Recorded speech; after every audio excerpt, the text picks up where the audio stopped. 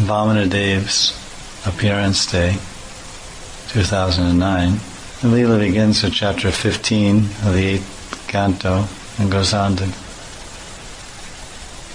chapter 23, about 300 pages of description.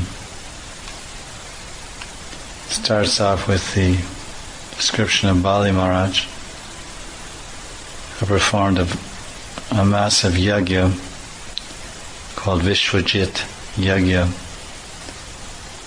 a sacrifice by which he could become Jit, victorious over the whole universe, Vishwa. And he received so many benedictions and paraphernalia from that yagya that would enable him to conquer the demigods, chariot and all kinds of weapons. While all these blessings, he immediately attacked King Indra of heaven. All the demigods then left the heavenly planets and assumed different bodies. Kamarupinam. Demigods have the ability to change their form at will. Demigods were advised by their guru, Brihaspati, that they would not be able to win if they challenged the demons, so they left. In a previous battle with the demigods, Bali Maharaj actually lost his opulence and died in the fight.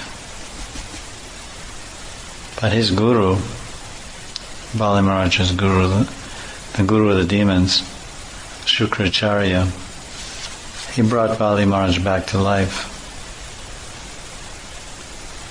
And as a result, Bali Maharaj became a disciple of Shukracharya and served him with great faith, offering everything he had. Chapter 15 describes the beauty of Indraloka, the Nandakanana forest, and so many beautiful ladies and beautiful streets and golden doors and so much opulence. And verse 18 describes Sura Stri Keshavi Brashta Navasogandhika Shrajam. Says that the flowers, the breeze that was blowing in the streets through the city was carrying the wonderful sweet fragrance of the flowers falling from the hair of the demigoddesses. And Manacharya in the 10th canto, he explains, possibly on the basis of this verse, he says that when there's repeated references to the demigod showering flowers upon Krishna after he kills a demon, those flowers are actually falling from the hair of the Sura Stri Kesha Vibrashta. These are falling from the hair of the demigoddesses that are watching Krishna's lilas in the flower airplanes above Braj. The demigods were amazed, especially Indra, how the demons got so much power to defeat them. So Brihaspati, the guru, he said that what happened, the Brahmana descendants of Brigamuni, they endowed him with this spiritual power. So Bali Maharaj's power was not actually his own, but that was the power of his exalted guru, Shukracharya. Prabhupada explains in text 28, and by the parampara system, Guru, Shishya, line of Guru and Shishyas, one can be endowed with the original spiritual power coming from God. Evam parampara praptam imam rajarshayo vidu. And what is this power? What is the nature of this power? It's described that this power is Brahma Teja Sameditam. This is the power that was bestowed upon Bali Maharaj.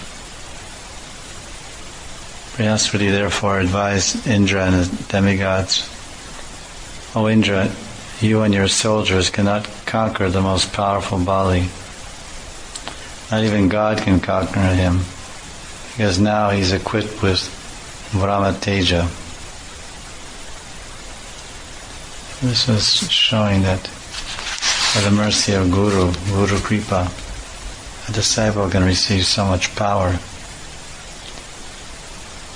to serve the Lord and benefit other people by preaching, distributing Krishna consciousness. What actually happened with Lila, although Bali Maharaj,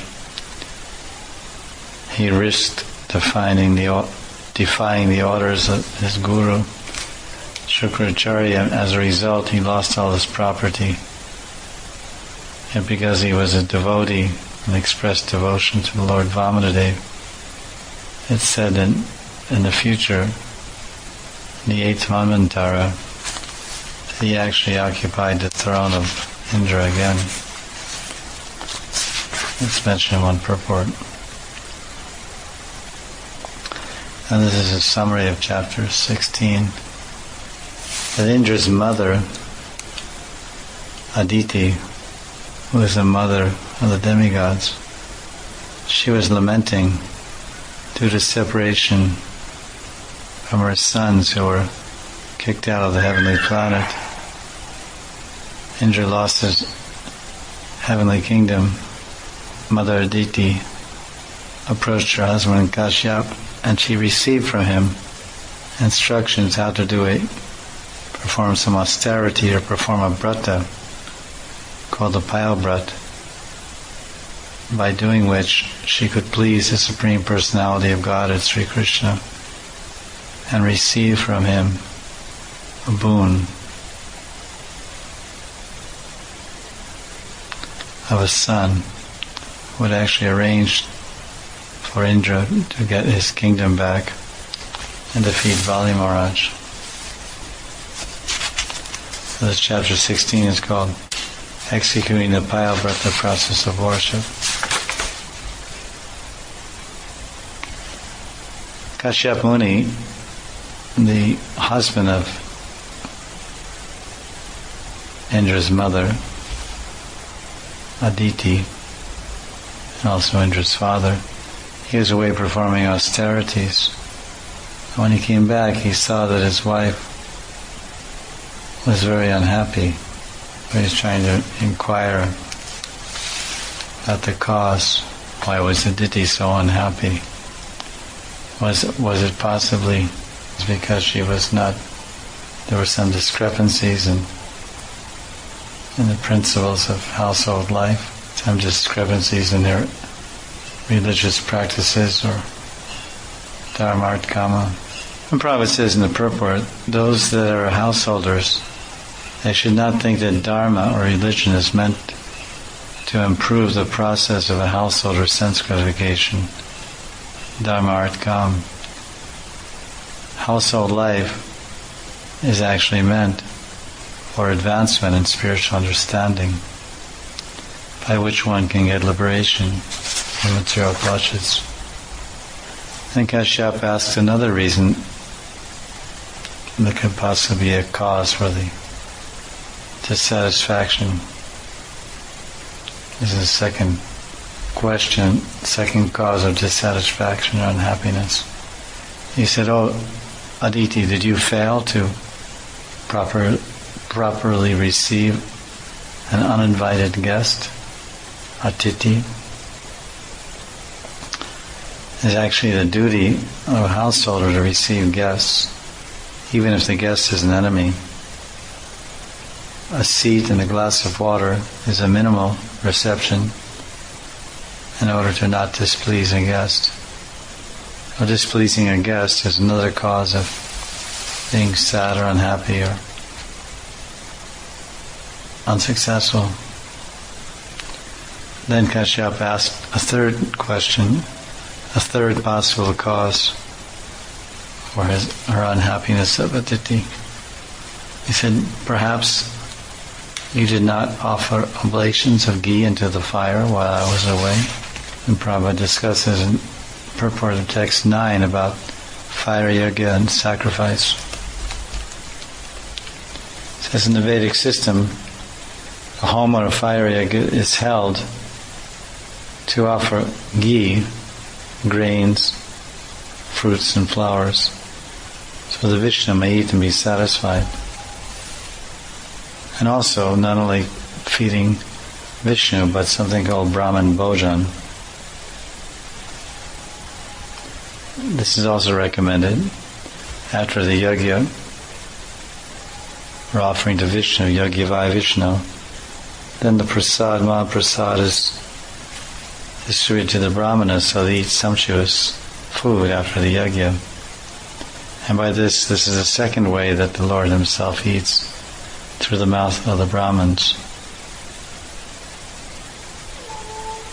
So this is the Vedic principle that whenever there is a festival or homa or yajna, one should offer oblations into the fire, then distribute sumptuous food for the pleasure of the Brahmanas.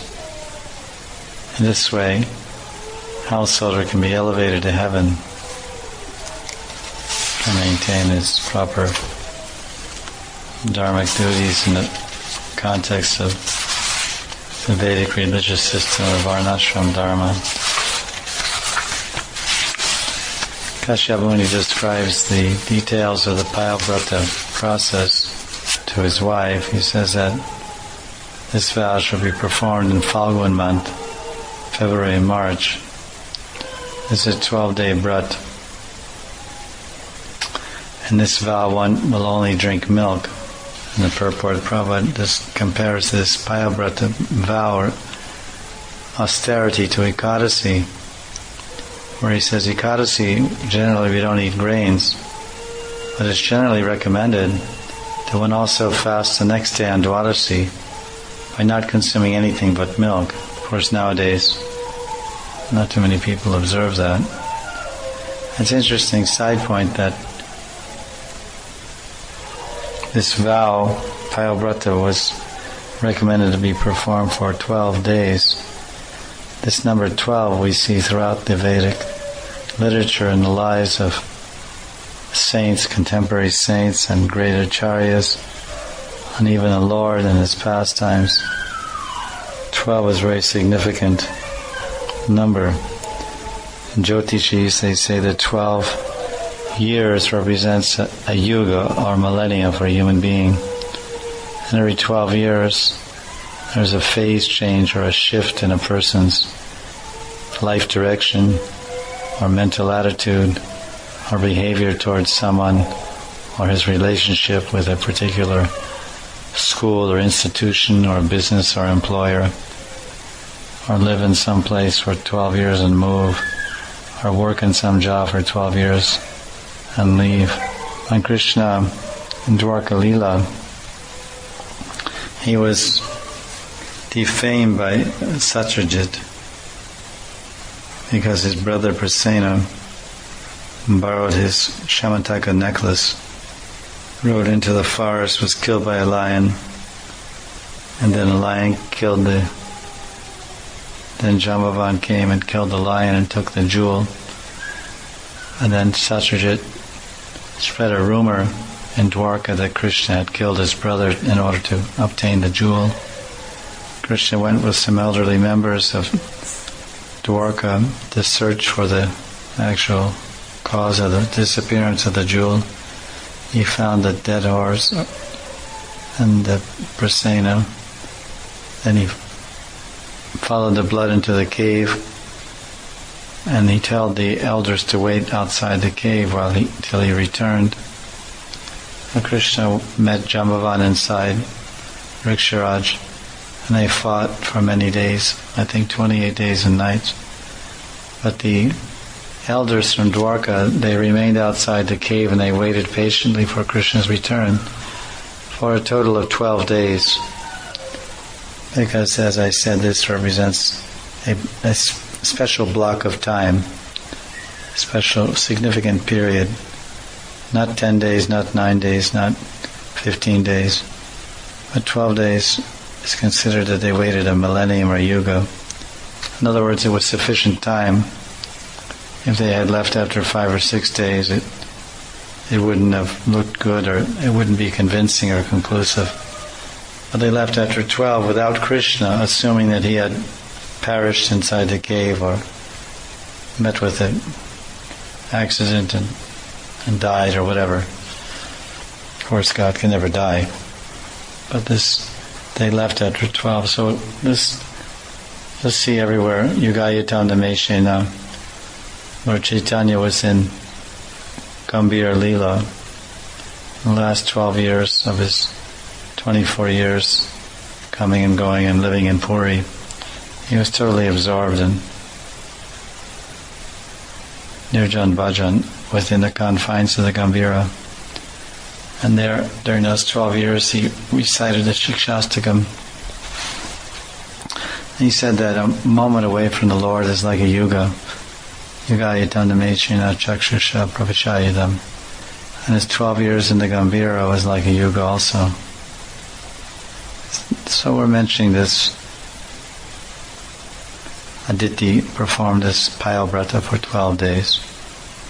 And we may find this 12, when this 12 number comes up in our life, we've been initiated for 12 years, or we've been brahmacharis for 12 years, we may find some challenge to our ashram, or some challenge to our attitude or viewpoint. Then we have to